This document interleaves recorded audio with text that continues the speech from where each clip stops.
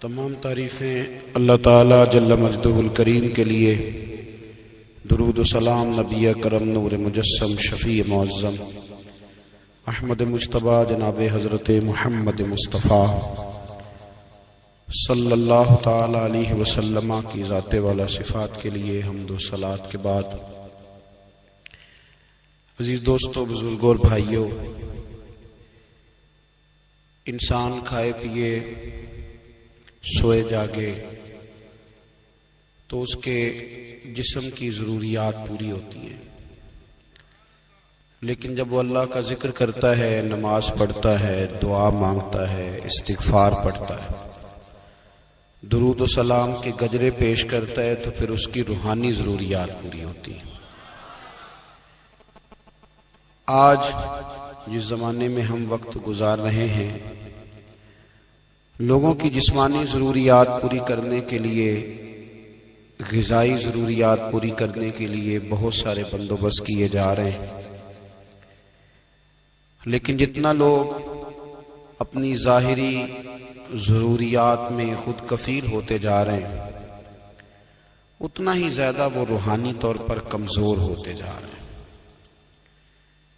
گھنٹوں بیٹھ کر گپ شپ کرنے والے لوگوں کے لیے تھوڑی دیر بھی ذکر الہی کرنا مشکل ہو جاتا ہے۔ لمبی چوڑی باتیں کرنے والے، لمبے چوڑے دلائل دینے والے لوگ اور سمجھدار لوگ اور سیانے لوگ عبادت کے معاملے میں سستی کرتے ہیں، عمل کے مسئلے میں کمزور ہو جاتے ہیں۔ تسبیحات کرنا، وظائف پڑھنا، درود و سلام پڑھنا، کم بولنا، سچی بات کرنا، صبر سے رہنا، شکر کو اپنانا، قناعت اختیار کرنا، حسد، بغض، عداوت سے بچنا، یہ لوگوں کے لیے مشکل ہو جاتا ہے۔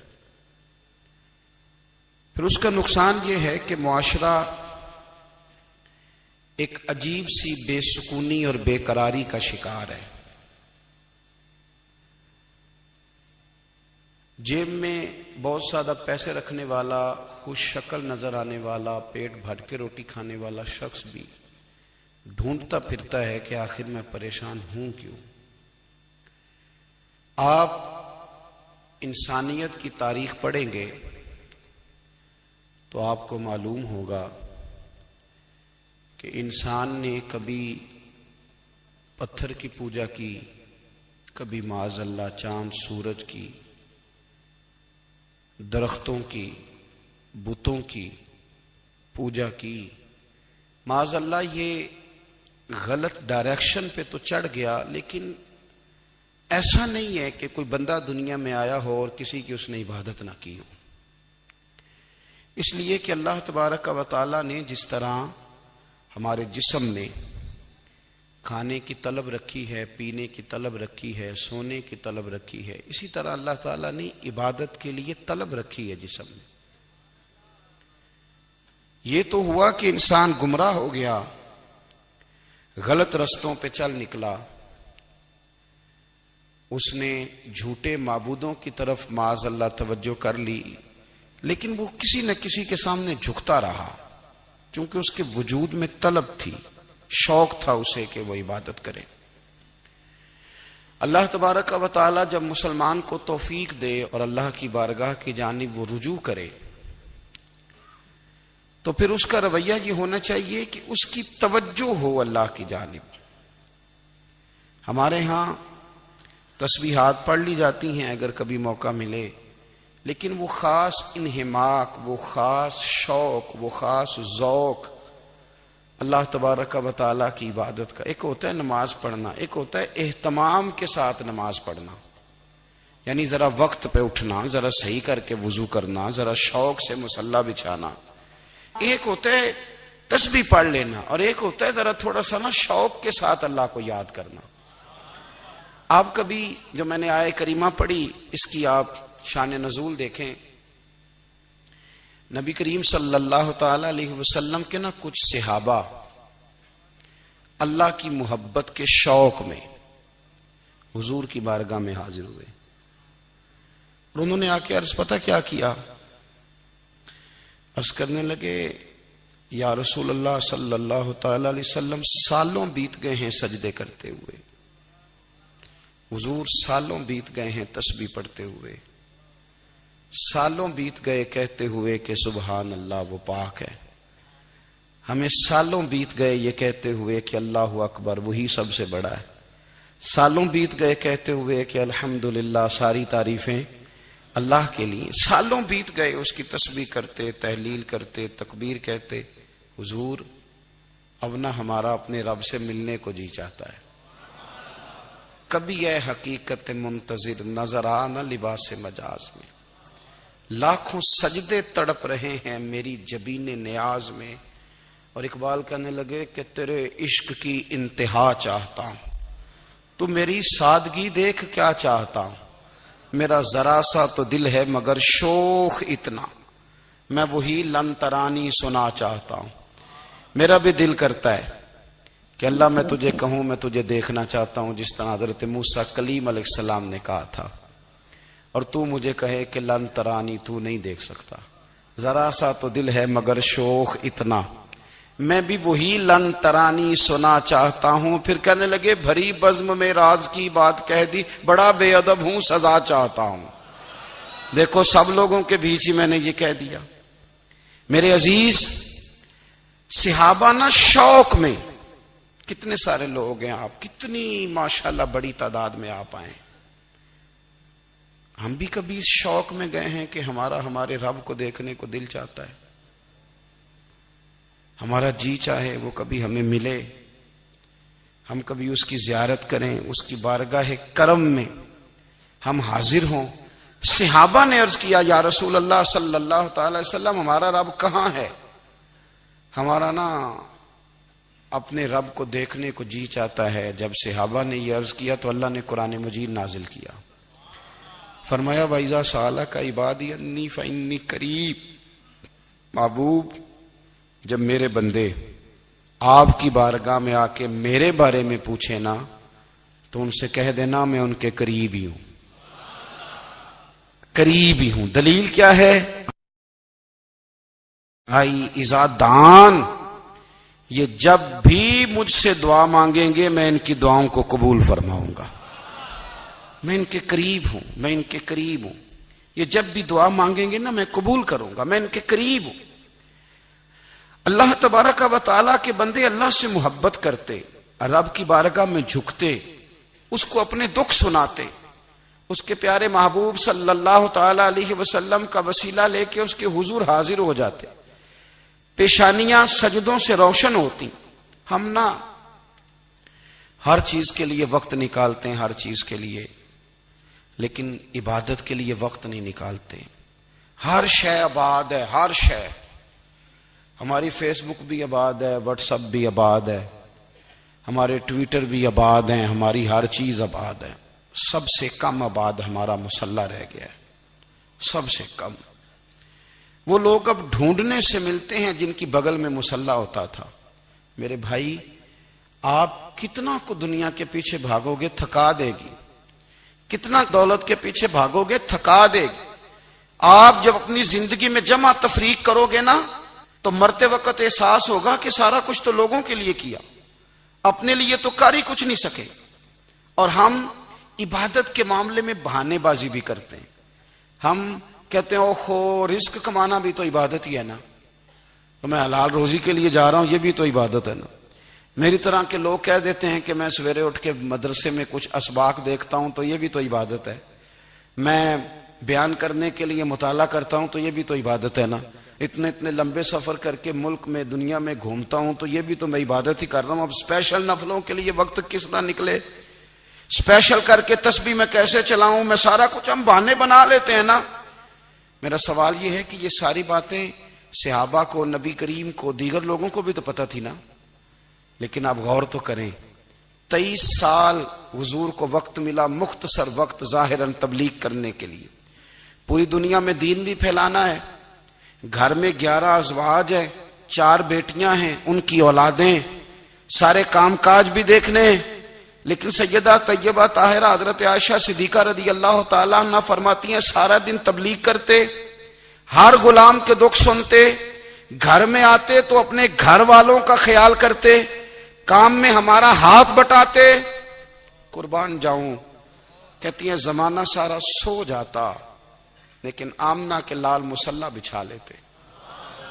دنیا سو گئی، ساری سب سو گئے، جو خدام تھے، وہ جو غلام تھے، وہ سو گئے۔ صحیح مسلم میں لفظ ملیں گے، سیدہ پاک فرماتی ہیں او میرے نبی کے غلاموں، میں نے یہ رنگ بھی دیکھا ہے کہ حضور نے اتنا کھڑے رہے، اتنا قیام کیا، اتنا قیام کیا کہ مقدس پیروں میں ورم آ گئے، سوج گئے پیر، اتنے بڑے۔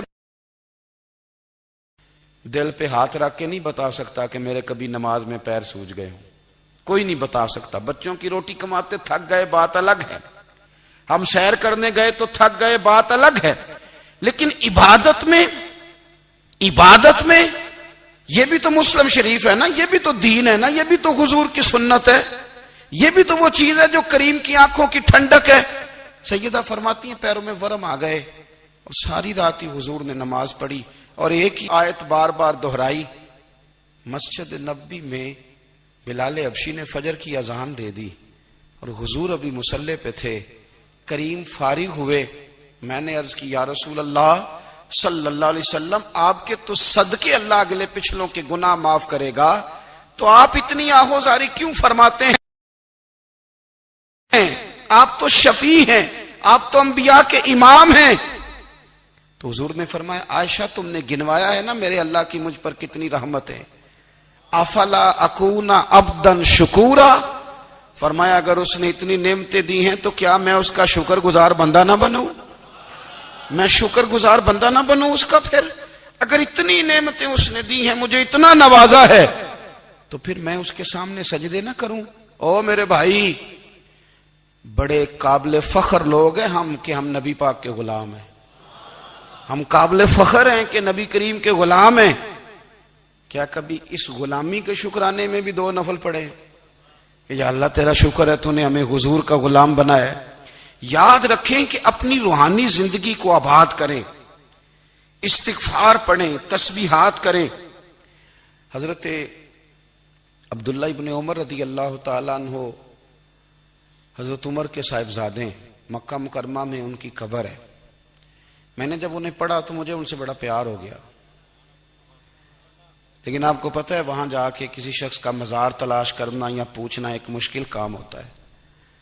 تو ایک دفعہ میں مکہ شریف میں حاضر تھا، تو ایک گاڑی والا ڈرائیور مجھے کہنے لگا کہ مولانا میں آپ کو جانتا ہوں، مجھے آپ سے محبت ہے، ایک بات بتاؤں آپ کو؟ میں نے کہا بتاؤ۔ کہنے لگے حضرت عبداللہ ابن عمر کی قبر دیکھنی ہے۔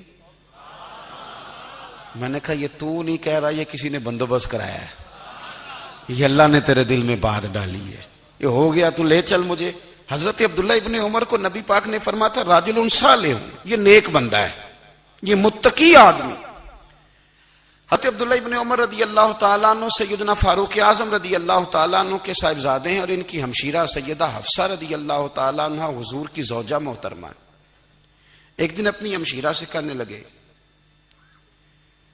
کہ نبی کریم صلی اللہ تعالیٰ علیہ وسلم گھر میں آئے نا، اور اگر حضور غم امت میں پریشان نہ ہوں، طبیعت کو حشاش بشاش دیکھو، تو ذرا پوچھنا تو صحیح حضور کا میرے بارے میں کیا خیال ہے، پوچھنا تو صحیح کہ کریم کی بارگاہ میں میرا کیا مقام ہے، میرے بارے میں حضور کیا فرماتے ہیں۔ اب بہن کو کام بتائے اور بتائے بھی بھائی، اور پھر بہن وہ کام نہ کرے، یہ تاریخ میں ہوتا نہیں۔ حضرت عمر فاروق رضی اللہ تعالیٰ عنہ کی صاحبزادی ام المومنین رضی اللہ تعالیٰ عنہ فرماتی ہیں کہ میں تو بس منتظر تھی، انہوں نے تو کہا تھا نا کہ اگر تم حشاش بشاش دیکھو تو بات کرنا، لیکن حضور تشریف لائے، میری باری تھی، میرے گھر تشریف لائے، کھانا پیش کیا تو فوراً میں نے عرض کی حضور ایک بات پوچھنی تھی۔ تو حضور نے فرمایا پوچھئے۔ میں نے عرض کی حضور میرے بھائی عبداللہ ابن عمر کے بارے میں آپ کا کیا خیال ہے؟ نوجوانوں میری بات پہ غور کرنا، میرے بھائی کے بارے میں آپ کا کیا خیال ہے؟ تو نبی کریم صلی اللہ تعالی علیہ وآلہ وسلم نے میری طرف دیکھا، اور پھر حضور زیر لب تھوڑا مسکرائے، اور بریلی کے امام کہتے ہیں کہ حضور مسکرا دیتے تھے نا تو جو بڑا دکھی ہوتا تھا وہ بھی ہنس پڑتا تھا۔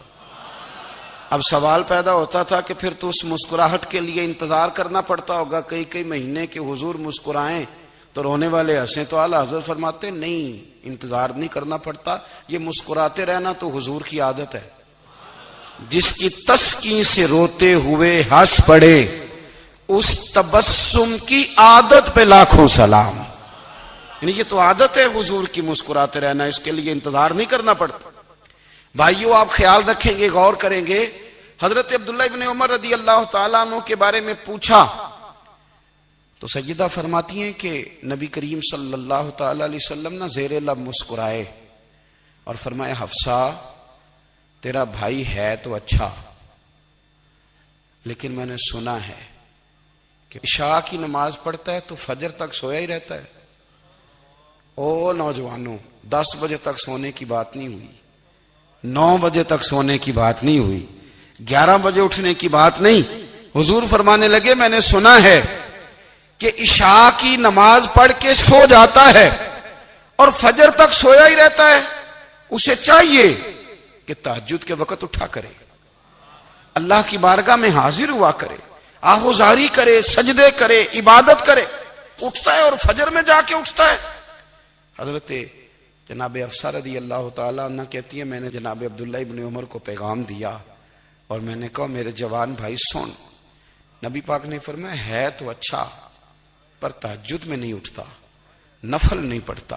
او میری ملت کے جوانوں، مزہ نہیں آ جاتا جب ساری دنیا سوئی ہو، ساری دنیا، اور بستر بھی گرم ہو اور نیند بھی پورا غلبہ کر رہی ہو، اور اچانک گھنٹی بجے دماغ میں، آنکھ کھلے، گھڑی پہ نظر پڑے، 3:30 4 بجے کا پیغام گھڑی بتائے، اور کوئی چڑھتی جوانی والا اٹھ کے وضو کرے، اور جب وہ مصلی کھول کے بچھائے تو مدینے والے محبوب کہتے ہیں کہ ہر نماز پہ رب ثواب دیتا ہے، اور جو اٹھ کے تہجد کی نماز پڑھے اسے دیکھ کے تو رب مسکراتا ہے، جو اس کی شان کے لائق ہے، جو اس کی شان کے لائق، وہ مسکراتا ہے، خوش ہوتا ہے کہ میرا بندہ تہجد میں اٹھ گیا، وہ مسکراتا ہے۔ کاش ہماری صبحیں کبھی اپنے مالک کے نام ہو جائیں، کاش کے صبح۔ حضرت ابو الحسن رحمت اللہ تعالی علیہ حضرت معاذ ابن جبل رضی اللہ تعالیٰ عنہ کے پاس بیٹھا کرتے تھے، فرماتے ہیں ان سے جو پیار بڑھا تو پھر میرا مصلی سے بھی بڑھ گیا۔ تابعین فرماتے ہیں صحابی رسول سے محبت ہوئی تو ذکر سے بھی ہو گئی، پھر درود شریف سے بھی ہو گئی، محبت ان سے بڑھی تو پھر اللہ نے مسجد کا پیار بھی بڑھا دیا۔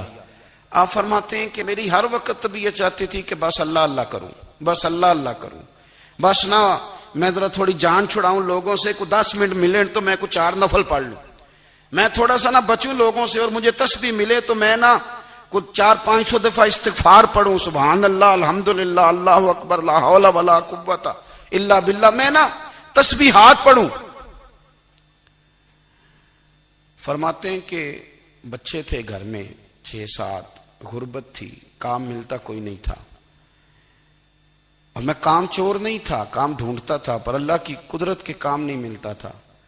فرماتے ہیں کہ میں نے ایک دن اپنی اہلیہ سے کہا کہ آج میں پھر جاتا ہوں کام ڈھونڈنے، تو میری بیوی بڑی فرما بردار تھی، پر اس دن نہ غربت کے ہاتھوں تنگ آ کے کہنے لگی آج نانا کوئی تو چیز لے کے آیا، تو مجھ سے بچوں کی بھوک نہیں دیکھی جاتی، یہ سب روگاں دا روگ محمد جس دا نام غریبی، کنڈ بلا کے لنگ جاندے نہیں دوست یار قریبی، آج نہ کچھ لے کے آیا تو میں بچے لے کے میکے چلی جاؤں گی۔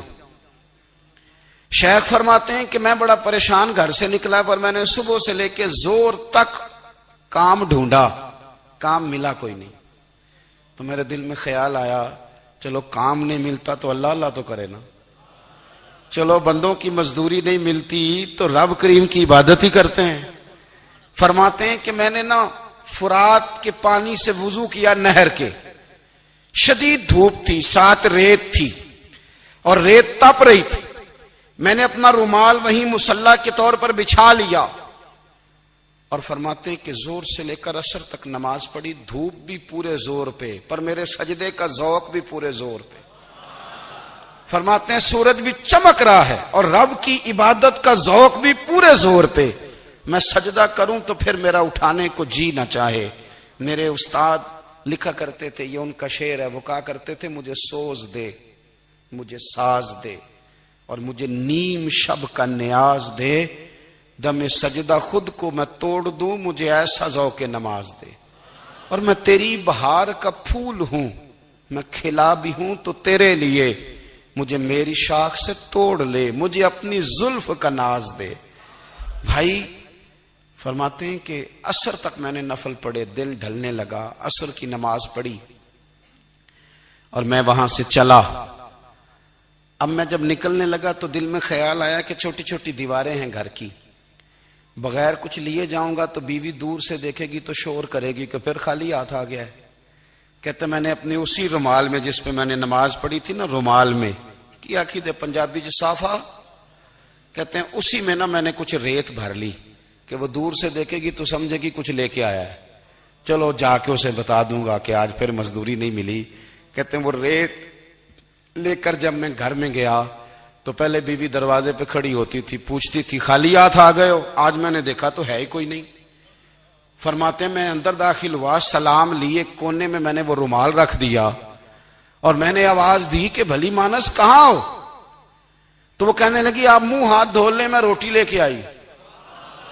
میں نے کہا روٹی کہاں سے آ گئی؟ یہاں تو کئی دنوں کے فاقے، تو کئی دنوں کی غربت ہے، یہاں تو اس گھر میں تو فقیری ہے۔ فرماتے ہیں کہ وہ روٹی لے کے آئی اور اس وقت کی جو موجودہ نعمتیں تھیں، سمجھ لیں سلاد، اچار، ہر چیز ساتھ لائی۔ میں نے کہا کہ بچے کہاں گئے؟ کہنے لگی وہ کھانا کھا کے کھیلنے گئے، آپ کھانا کھا لیں آ جاتے۔ کھانا اس نے چن دیا۔ میں نے حیرت انگیز لہجے میں ساری نعمتیں اپنے دسترخوان پہ دیکھ کر کے بیوی سے پوچھا یہ کہاں سے آیا کھانا؟ بچوں کو تو نے کہاں سے کھانا کھلایا؟ یہ سارا کچھ کیسا ہے؟ تو کہنے لگی پتہ نہیں آج آپ کس کریم کی مزدوری کرنے چلے گئے تھے، پتہ نہیں کس کریم کی، میرے گھر میں تو اتنی نعمتیں آئی ہیں کہ مجھ سے سنبھالی نہیں جا رہی، اتنا اناج ہے، اتنا گندم ہے، کس کریم کے دروازے آج چلے گئے تھے؟ یہ کہتے کہتے وہ اٹھی اور اٹھ کر کے کہنے لگی پہلے ہی بڑا کچھ آیا تھا، اب کیا لے آئے ہو؟ اور جا کر کے نا اس نے وہ ریت والا رومال کھولا، کہنے لگے میں تو لے کے آیا تھا ریت، تو میرے رب نے اسے بھی سونے اور ہیرے بنا دیا تھا۔ جب آپ کی توجہ اللہ کی جانب، میرے نبی پاک صلی اللہ تعالی علیہ وسلم نے فرمایا ہر چیز اپنے رب سے مانگ، ہر چیز مانگ، ہر چیز مانگ۔ یا رسول اللہ کیا کچھ؟ میرے محبوب نے فرمایا تیرے گھر میں نمک بھی ختم ہو جائے تو وہ بھی اپنے رب سے مانگا کر، تو مانگنا وہ تجھے دے گا، تو اس کی بارگاہ میں کشکول طلب دراز تو کرنا۔ اور ترمذی شریف میں عجیب لفظ ہیں، رسول کائنات نے فرمایا، رب کریم فرماتا ہے جب میرا بندہ ہاتھ اٹھاتا ہے نا تو مجھے حیا آتی ہے کہ میں خالی کیسے لوٹا دوں اس کے، اتنے بڑے بادشاہ کی بارگاہ میں۔ او بھائی لوگوں سے عزتیں تلاش کرتے ہو تو وہ کیا تمہیں عزت دیں گے؟ وہ تو کل اچھا کہتے ہیں پرسوں برا کہنے لگ جاتے ہیں۔ لوگوں کے سامنے گڈ بک میں آنا چاہو گے تو وہ تو سویرے تمہارے بارے میں کچھ کہیں گے، شام کچھ اور کہیں گے۔ اپنی روحانی زندگی آباد کریں، اپنے مسلح کو وقت دیں اور دنیا سے چھپ کر اس موبائل کو بند کر کے اور اپنے آپ سے بھی چھپ کے اور تنہا ہو کے چھپا کے سارا کچھ اپنے آنسو اپنے رب کی بارگاہ میں پیش کریں، اس کے حضور حاضری دیں۔ سنو نا ترمذی کی حدیث اور اسے یاد رکھنا، نبی پاک علیہ السلام نے فرمایا اپنے دکھ لوگوں کے سامنے نہ بیان کرنا، سیٹھوں نوابوں کو نہ بتاتے پھرنا، دنیا داروں کے سامنے جا کے نہ رونا کہ میں تکلیف میں ہوں۔ فرمایا اگر دنیا داروں کو دکھ بتاؤ گے رب تمہیں کبھی غنی نہیں کرے گا، اور لوگ ہیں کہ الٹا مذاق اڑائیں گے۔ آپ کی جس سے بڑی پکی یاری ہے نا، پکی، وہ تب تک پکی ہے جب تک آپ نے 50,000 مانگا نہیں، اور جس وقت آپ نے کہہ دیا کہ میں مجبور ہوں میری مدد کر تو پھر ختم ہو گئی دوستی۔ لوگوں کی تعلقات آپ کے ساتھ تب تک ہیں جب تک آپ ان سے کوئی ضرورت وابستہ نہیں کرتے۔ کریم محبوب فرمانے لگے بندوں کے سامنے دکھ نہ بیان کرنا، اللہ تجھے کبھی غنی نہیں کرے گا، تو اپنے دکھ اپنے رب کو بتا، تو دعائیں مانگ، تو اس کی بارگاہ میں حاضر ہو، تو اس کے حضور عرض کر۔ فرمایا اپنے دکھ اپنے رب کو بتا، وہ جلدی کرے یا دیر سے کرے تجھے ساری دنیا سے بے نیاز کر دے گا، تجھے کسی کا محتاج نہیں رہنے دے گا۔ اپنے مسلح کو، اپنی دعاؤں کو. ایک بزرگ فرماتے ہیں میں نے دعا مانگنے کا طریقہ اپنی بیوی سے سیکھا. دعا مانگنے کا طریقہ اپنی، سیکھنے والے تو اپنے بچوں سے بھی سیکھ لیتے ہیں، سیکھنے والے تو ہر ایک سے سیکھتے ہیں. وہ کہتے ہیں میں نے دعا مانگنے کا سلیقہ اپنی بیوی سے سیکھا ہے. حضرت وہ کس طرح؟ فرمانے لگے میری بیوی نے نا مجھے کوئی کام بتایا، کچھ پیسوں کی ضرورت کے لیے کہا، تو میں نے اسے کہا کہ بھئی ابھی میرے پاس نہیں ہے، کچھ دنوں میں آتے ہیں تو میں دے دوں گا. عورتوں کی عادت ہوتی ہے وہ بار بار یاد کراتی ہیں. 2-4 دنوں کے بعد پھر اس نے کہا حضرت وہ میں نے کہا تھا کچھ پیسے، میں نے اسے کہا کہ ابھی میرے پاس نہیں ہے، کچھ دنوں میں ملتے ہیں تو میں تمہیں دے دوں گا. اس نے کچھ دنوں کے بعد پھر کہا حضور وہ میں نے کچھ پیسے کہے تھے. فرماتے میں نے ڈانٹ دیا، میں نے کہا کہ کیا تو روز مجھے شرمندہ کرتی ہے، کہا نا میرے پاس نہیں ہے، ہوں گے تو دے دوں گا، تو روز یاد کراتی ہے. فرماتے ہیں اس نے پہلے تو میری ڈانٹ کو سہا، پھر میرے سخت جملوں نے اس کی آنکھوں میں آنسو پیدا کر دیے، پھر اس نے اپنے آنچل میں اپنے اس دکھ کو سمیٹا، اور پھر اس نے ایک جملہ کہا تو میں رو پڑا، اور مجھے اپنے رب سے مانگنے کا طریقہ آ گیا. مجھے کہنے لگی حضرت جی آپ نے ڈانٹ دیا میں نے سہ لیا، پر آپ ہی میرے شوہر ہیں، بتائیں نا آپ سے نہ کہوں تو میں کس سے جا کے کہوں. فرماتے ہیں میں رو پڑا، اور میں کھل کے رویا، اور میں تڑپ کے رویا، اور پھر میری سسکیاں بند گئیں. تو مجھے کہنے لگی آپ کو کیا ہوا؟ میں نے کہا مجھے بھی دعا مانگنی آ گئی ہے. جب میں اسے کہوں گا نا اللہ تو ہی میرا رب ہے، میں تجھ سے نہ کہوں تو میں کس سے جا کے کہوں؟ میں کیوں کسی بندے سے سوال کروں؟ میں کیوں کسی دنیا دار سے کہوں؟ میں تیرے بندوں کا، نیک بندوں کا وسیلہ لے کے، تیرے محبوب کی غلامی لے کے تیری بارگاہ میں آیا، تجھ سے نہ مانگوں تو کس سے مانگوں؟ سمجھ آ گئی ہے. جب میں اس رنگ میں مانگوں گا تو پھر رب میرے اوپر بڑا ہی فضل فرمائے گا، وہ میرے اوپر بڑی رحمت کرے گا، وہ میرے لیے آسانیاں کرے. عزیز دوستو ہم اس طرح کرنے لگ گئے ہیں کہ ہم نے نا اپنے تعلقات پر اعتماد کرنا شروع کر دیا ہے. میرے تعلقات بہت ہیں. ہم نے اپنی دولت پر اعتماد کرنا شروع کر دیا ہے، میرے پاس دولت بہت ہے. ہم نے اپنے علم پر، اپنی شہرت پر اعتماد کرنا شروع کر دیا ہے کہ میرے پاس فلاں چیز بہت ہے. یاد رکھنا جب بے نیاز اپنی صفت بے نیازی دکھاتا ہے تو بڑی بڑی دولتوں والے مجبور نظر آتے ہیں. بھائیو جب انسان کا رشتہ اپنے مالک کے ساتھ ہوتا ہے پھر تو غم بھی کچھ نہیں کہتے، پریشانیاں بھی کچھ نہیں کہتی، پھر تو زندگی صبر والی، پھر تو زندگی توکل والی، پھر تو زندگی بھروسے والی. پھر انسان اپنے آپ کو رسوا نہیں کرتا، دنیا داروں سے امیدیں اس کی ختم ہو جاتی، امیدیں اللہ رسول سے لگا لیتا ہے، مضبوط ہو جاتا ہے، مضبوط طاقتور ہو جاتا ہے، خوددار ہو جاتا ہے، باوقار باعزت ہو جاتا ہے. حضرت بہلول دانا رحمت اللہ علیہ بیٹھے تھے تو ہارون رشید حج کر کے آ رہا تھا، تو رستے میں حضرت شیخ سے ملاقات ہو گئی تو السلام علیکم کے بعد کہنے لگا حضور کوئی حکم ہو تو بتائیے گا. تو حضرت بہلول دانا فرمانے لگے تیرا رب کون ہے؟ اس نے کہا اللہ. تو فرمایا میرا کون ہے؟ کہا اللہ. فرمانے لگے تو بڑا ہی بیوقوف ہے، کیا تو یہ سمجھتا ہے کہ رب ہارون رشید کو تو دے گا اور بہلول دانا کو بھول جائے گا؟ تیرا بھی وہی رب ہے، میرا بھی وہی رب ہے. اس نے اگر تجھے دے کے آزمایا ہے تو ہو سکتا ہے مجھے نہ دے کے آزما رہا ہو. جب اس کی حکمت کے تقاضے ہوں گے تو عطا کرے گا اور دے گا. تو جا اپنا کام کر. بھائی اپنی روحانی زندگی، اپنی عبادات، اپنے وظائف، اپنے روزمرہ کے معاملات، اپنی دعائیں، اپنا استغفار. دیکھو کوئی مشکل کام تو نہیں، 2 رکوع ہیں سورہ واقعہ کے اگر رات کو پڑھ لی جائے تو. میں کس طرح یہ بات بیان کروں کہ تعویذ بانٹنا آسان ہے اور وظیفہ بتانا مشکل ہے. سارا دن تعویذ بانٹیں تو لوگ لینے کو تیار ہیں، اور اگر آپ وظیفہ بتائیں تو کہتے ہیں تو مشکل کام ہے. او خدا کے بندے، اگر آپ کا تعلق قرآن پاک کے ساتھ مضبوط ہو، قرآن پاک کے ساتھ اگر آپ کا رشتہ ہو، لوگ سفارشیں ڈھونڈتے ہیں نا دنیا میں، کوئی تعلق مل جائے تو میرا کام ہو جائے.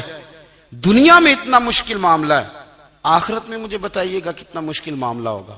میرے نبی پاک صلی اللہ تعالی علیہ وسلم نے فرمایا جو لوگ سورہ ملک پڑھا کرتے تھے نا، سورہ ملک، یہ سورت ملک قیامت میں ان کی سفارش کرے گی. اور اس طرح کرے گی کہ کہے گی اے اللہ یہاں اس بندے کو جنت میں داخل کر دے یا مجھے قرآن پاک سے علیحدہ کر دے. تو رب فرمائے گا جا اس کا دامن تھام کے اسے جنت تک پہنچایا. آپ بات کو سمجھیں. جب آپ کے تعلقات اپنے معاملات کے ساتھ مضبوط ہوں گے, یہ نبی کریم نے وعدہ کیا ہے کہ تو سورت واقعہ پڑھ تیرے گھر میں فاقہ نہیں آئے گا. حضرت عبداللہ ابن مسعود رضی اللہ تعالیٰ عنہ بیمار تھے تو حضرت عثمان غنی رضی اللہ تعالیٰ عنہ تیمارداری کے لیے تشریف لے گئے اور جا کر کے کہا کہ آپ بڑے بیمار ہیں, آپ کی بیٹیاں زیادہ ہیں, میں چاہتا ہوں کہ خزانے میں سے کچھ مدد کروں. تو سیدنا عبداللہ ابن مسعود رضی اللہ تعالیٰ عنہ اٹھ کے بیٹھ گئے اور کہنے لگے امیر المومنین اللہ آپ کو میری طرف سے میری بیٹیوں کی طرف سے بہتر صلہ دے. میری بیٹیوں کو کسی خزانے کی ضرورت نہیں, میں نے انہیں خزانہ دے دیا ہے. کہا جناب آپ نے کون سا خزانہ دیا ہے, میں آپ کے مالی معاملات کو جانتا ہوں. تو فرمانے لگے امیر المومنین میرے نبی کریم نے فرمایا ہے جو سورت واقعہ پڑھے اسے کبھی فاقہ نہیں آتا. میں نے بیٹیوں کو یاد کرا دی ہے, یہ خزانہ میں نے انہیں دے دیا ہے. وہ سارے والدین سنیں جو بیٹیوں کے لیے پریشان رہتے ہیں. حضرت عبداللہ ابن مسعود نصیحت کر رہے ہیں, فرمانے لگے میں نے سورت واقعہ یاد بھی کرا دی ہے, پڑھنے کی عادت بھی ڈال دی ہے. حضور نے فرمایا ہے جو سورت واقعہ پڑھے اسے فاقہ نہیں آتا. کہنے لگے چاند تو اپنی جگہ چھوڑ سکتا ہے, سورج گر سکتا ہے, تارے ٹوٹ سکتے ہیں, پر مدینے والے رسول کی بات غلط نہیں ہو سکتی. حضور نے فرمایا فاقہ نہیں آئے گا تو انشاءاللہ کبھی بھی نہیں آئے گا. کرنے کا کام یہ ہے کہ ہم اپنے معاملات, اپنی عبادات, اپنی دعائیں کبھی 10 منٹ عادت ہو جائے نا دعا مانگنے کی علیحدہ سے رات کو. حضور نے فرمایا جو فرض نماز کے بعد دعا مانگے اللہ اس کی قبول کر لیتا ہے. نبی پاک صلی اللہ تعالی علیہ وسلم نے فرمایا اللہ مسافر کی دعا قبول فرماتا ہے. حضور نے فرمایا اللہ مظلوم کی دعا قبول فرماتا ہے. حضور نے فرمایا بیمار سے دعا کراؤ اللہ اس کی دعا قبول فرماتا ہے. میرے نبی پاک نے فرمایا ماں باپ جب بھی اولاد کے لیے ہاتھ اٹھائیں, ویسے تے بلے شاہ تو آسمانی اڈدیاں ہی پھڑ دیں, جڑا گھر بیٹھا انہوں بڑھیا ہی نہیں. حضور فرمانے لگے ماں باپ جب بھی اولاد کے لیے دعا فرمائیں اللہ ان کی دعا کو قبول کرتا ہے. آپ اپنا تعلق بنائیں دعا کے ساتھ, عبادت کے ساتھ, مصلی کے ساتھ رشتہ بنائیں, استغفار پڑھیں. صلاح الدین ایوبی صلیبی جنگوں میں تھے, رات کو مسجد اقصی میں نماز پڑھی تو پریشان تھے. ایک بزرگ سے ملاقات ہوئی تو وہ کہنے لگے کہ آپ بڑے پریشان ہیں. کہنے لگے حضور پریشان اس لیے ہوں کہ پہلے ہی مسلمان کمزور ہے, اب میں نے سنا ہے دشمن کا ایک بحری بیڑا وہ جنگی سامان سے بھرا ہوا آ رہا ہے, تو اب ان کے پاس اور تلواریں اور نیزے آ جائیں گے, مسلمانوں کے پاس پہلے ہی وسائل کی کمی ہے, پریشان ہو کس طرح کر کے مقابلہ کریں گے. یہ بات کہتے ہی صلاح الدین ایوبی نے بزرگوں سے کہا حضور آپ بھی دعا کرنا, دعا کی بڑی طاقت ہے. میرے نبی پاک نے فرمایا دعا مومن کا ہتھیار ہے, دعا مومن کا, دعا مومن کا. حضور نے فرمایا تقدیر کو سوائے دعا کے کوئی چیز نہیں بدل سکتی. دعا مومن کا ہتھیار ہے, یہ کافر کے پاس کوئی نہیں, یہ ہتھیار ہے مومن کا. اللہ کرے آپ کو سمجھ آئے, پھر سنیں کئی بار کہہ چکا ہوں یہ ہتھیار ہے. کافر کے مقابلے میں جو تیرے پاس سب سے بڑا ہتھیار ہے وہ دعا ہے. دعائیں کرانی چھوڑ دی, کرنی چھوڑ دی, لینی چھوڑ دی. حضرت سیدنا انس بن مالک رضی اللہ تعالیٰ عنہ فرمایا کرتے تھے میں نے وہ رنگ دیکھا ہے جب حضور دعا مانگتے تھے اور حضور کی مقدس آنکھوں میں آنسو بھی ساتھ ہی بہا کرتے تھے, میں نے وہ انداز دیکھا. تو صلاح الدین ایوبی بزرگ سے کہنے لگے آپ بھی دعا کیجیے, اور خود رونے لگے اور سر سجدے میں رکھ کے رونے لگے, اور عشاء سے لے کر فجر تک روئے, خوب روئے. صبح وہ بزرگ آئے تو صلاح الدین ایوبی کا خوبصورت اور ہنستا ہوا چہرہ دیکھا. کہنے لگے آپ بڑے خوش ہیں, رات تو میں نے بڑے روتے ہوئے دیکھا تھا. تو کہنے لگے حضور وہ جو بحری بیڑا آ رہا تھا نا وہ پانی میں ڈوب گیا ہے, اب وہ نہیں آ رہا, ابھی خبر آئی ہے تو میں بڑا خوش ہوں. بزرگ کہنے لگے اٹھ سینے سے لگ اور سن ایک بات, وہ بحری بیڑا پانی میں نہیں ڈوبا, وہ تیرے آنسوؤں میں ڈوب گیا ہے. وہ جو تو رات رویا ہے نا رب کریم کی بارگاہ میں تو وہ ڈوب گیا ہے. بھائی اپنا مصلی کا، عبادت کا، وظائف کا، اللہ اللہ کا سلسلہ اس کو مضبوط کرے، اپنی دعاؤں کے تعلق کو مضبوط کرے۔ دعائیں بڑے انقلاب برپا کر دیتی ہیں۔ ہم تھوڑے تھوڑے نا جب سے خشک ہوئے ہیں نا، خشک، اور میری تو جماعت ہی صوفیاء کی جماعت تھی، ہم تو داتا علی اجمیری کی جماعت سے، ہم تو خواجہ اجمیری کی جماعت سے، ہم تو شیخ احمد فاروق سرہندی کی جماعت سے، ہم تو صوفیاء کی جماعت۔ ہماری جماعت نے بھی وہ تعلق جو ہمارے بزرگوں نے بنایا تھا۔ بزرگ اللہ کے قریب کیسے جاتا ہے؟ تو ہمارے یہاں نا بہت سارے لوگ کہتے ہیں جی نظر ہو گئی تو کام ہو گیا۔ بھائی جو بخاری مسلم میں طریقہ ہے نا اللہ کا قرب پانے کا، وہ تو نفل ہے۔ نبی کریم علیہ الصلوۃ والسلام نے فرمایا بندہ نفلوں کے ذریعے رب کے قریب جاتا ہے، اور اتنا قریب جاتا ہے کہ پھر اللہ اس کی زبان بن جاتا ہے، اللہ اس کی آنکھیں بن جاتا ہے، کان بن جاتا ہے، ہاتھ اور پیر بن جاتا ہے۔ تو یہ تو عبادت ہے، یہ تو اللہ کی بارگاہ کی حاضری ہے جو آپ کو اللہ کے قریب کرے گی۔ تو اپنے نماز کو اہمیت دے کے ادا کریں، نمازیں موبائل بند کر کے ادا کریں۔ لیکن نا کچھ لوگ کہتے ہیں مجھے ٹائم نہیں ملتا نماز کا، تو میں کہتا ہوں یہ آپ نے بڑی جرت کی بات کی ہے۔ مجھے کو میرا پیر بھائی کہہ دینا میرے پاس ٹائم نہیں آپ کو ملنے کا، تو میں کہتا ہوں آج کے بعد آنا ہی نہ۔ تو کیا سمجھتا ہے تو بہت بڑا آدمی ہے، تیرے پاس ٹائم نہیں ہے اور ہمیں ملنے کا ٹائم، موج کر۔ تو آپ نے اللہ رسول کو کہہ دیا ٹائم نہیں۔ اور عجیب فلسفہ ہے نا، کہا جائے نماز پڑھنے آؤ تو کہتے ہیں کپڑے ٹھیک نہیں، اور کہا جائے کہ آؤ ذرا دعوت پہ چلیں تو کہتے ہیں 1 منٹ ٹھہر میں کپڑے بدل کے آیا۔ نماز کے لیے کہا تو کہتے ہیں ٹھیک نہیں، دعوت کے لیے کہا تو کہتے ہیں میں ذرا تیاری کر لوں، یوں جانا مناسب نہیں۔ یہ معاملہ ٹھیک نہیں۔ رب تو فرماتا ہے کہ جب تم مسجد میں آ تو زینت اختیار کر کے آ، خوب ذوق سے دعا مانگیں، خوب شوق سے نماز پڑھیں، خوب استغفار کا مزاج بنائیں۔ آپ لوگوں کے بیچ رہ کے سوکھ حاصل کرنا چاہتے ہیں، لیکن آپ کو پتہ ہے کئی مہینے غار حرا میں رہنا بھی مدینے والے محبوب کا طریقہ ہے۔ ہر سال اعتکاف بیٹھنا الگ سے، یہ بھی حضور کا طریقہ ہے۔ مسجد نبوی کے اندر دروازہ کھلتا تھا نبی کریم کا، پر گھر کے اندر نفل پڑے نبی پاک، اور حضور فرماتے ہیں کچھ نفل نماز گھر میں بھی پڑھا کرو، گھر کو قبرستان نہ بناؤ۔